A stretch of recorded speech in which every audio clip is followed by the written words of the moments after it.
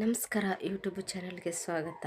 ನಾನು ನಿಮ್ಮ ಮನೆಯ ಮಗಳು ಆಶಾ ಕಾರ್ಯಕರ್ತೆ ಗೌರಿ ಹೊಸ್ಮನಿ ಮಾಡುವ ನಮಸ್ಕಾರಗಳು. ಇವತ್ತಿನ ಉದ್ದೇಶ ಏನಂದರೆ, ಒಂದು ಹಾಸ್ಪಿಟ್ಲ್ ಓಪನಿಂಗ್ ಇದೆ, ನನ್ನನ್ನು ಇನ್ವೈಟ್ ಮಾಡಿದ್ದಾರೆ, ಹೋಗಬೇಕು.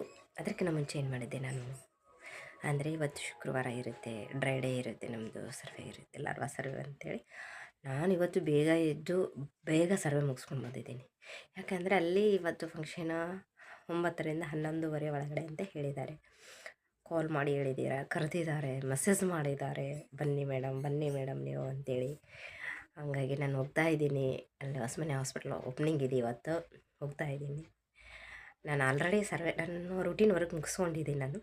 ರೂಟೀನ್ ವರ್ಕ್ ಮುಗಿಸ್ಕೊಂಡು ನಮ್ಮ ಅಧಿಕಾರಿಗಳಿಗೆ ರಿಪೋರ್ಟ್ ಮಾಡೋದೇ ಇರುತ್ತೆ. ಅದು ರಿಪೋರ್ಟು ಸಹ ನಾನು ಮಾಡಿ ಅವ್ರಿಗೆ ಹೇಳಬೇಕು. ಯಾಕಂದರೆ ವಿಸಿಟ್ ಬರ್ತಿರ್ತಾರೆ ನಮಗೆ. ನಾವು ಊರು ಬಿಡಬೇಕಂದ್ರೆ ಅಥವಾ ಎಲ್ಲಿಗಾದರೂ ಹೋಗ್ಬೇಕಂದ್ರೆ ನಮ್ಮ ಅಧಿಕಾರಿಗಳಿಗೆ ನಾವು ತಿಳಿಸ್ಬೇಕು ಈ ಥರ ಅಂತೇಳಿ.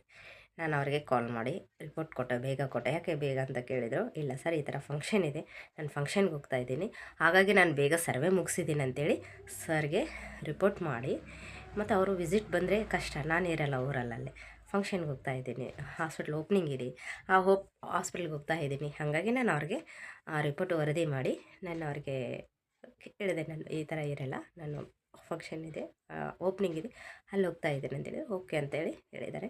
ನಾನು ಹೋಗ್ತಾ ಇದ್ದೀನಿ. ಅಲ್ಲಿ ಹೋದಿಂದ ನಾನು ನಿಮಗೆ ಮತ್ತೆ ಮುಂದಿನ ವೀಡಿಯೋದಲ್ಲಿ ಸಿಗ್ತಾ ಇದ್ದೀವಿ. ಬಾಯ್.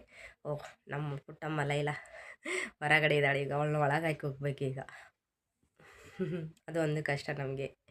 ಪಾಪ ಅವನ್ನ ಡೈಲಿ ಒಳಗೆ ಹಾಕೋದು ಹೋಗೋದು ಆಗಿಬಿಟ್ಟಿದೆ ಲೈಲಾಗೆ. ಬೆಕ್ಕು, ನಮ್ಮ ಮುದ್ದಿನ ಮನೆಯ ಬೆಕ್ಕು ಇದೆ. ಆ ಕಡೆ ರೂಮಲ್ಲಿದ್ದಾಳೆ, ಈಗ ಈ ಕಡೆ ರೂಮಲ್ಲಿ ಹಾಕ್ಕೊಂಡು ಹೋಗಬೇಕು. ಬಾಯ್. ಮುಂದಿನ ವಿಡಿಯೋದಲ್ಲಿ ಸಿಗ್ತಿದ್ದೀನಿ.